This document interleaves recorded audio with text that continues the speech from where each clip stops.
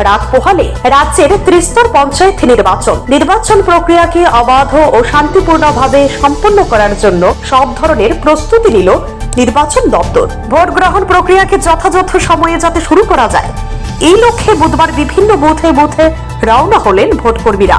রাজ্যের বিভিন্ন জেলার সাথে উত্তর জেলাতেও ত্রিস্তর পঞ্চায়েত নির্বাচন সংঘটিত হতে চলেছে। এই নির্বাচনকে কেন্দ্র করে হাফলং ছড়া হাই স্কুল থেকে এদিন সকাল 10টায় ব্যালট বক্স দিয়ে পুলিং স্টেশনে যাচ্ছে প্রিসাইডিং অফিসার সহ অন্যান্য ভোট কর্মীরা।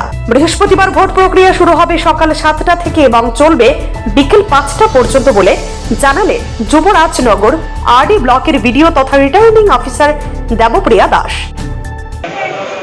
যুবরাজনগর আরডি ব্লকের আন্ডারে টোটাল 98টা পোলিং স্টেশন রয়েছে, যেখানে ত্রিস্তরীয় পঞ্চায়েত নির্বাচন আগামী কালকে মানে 8 অগস্ট হবে।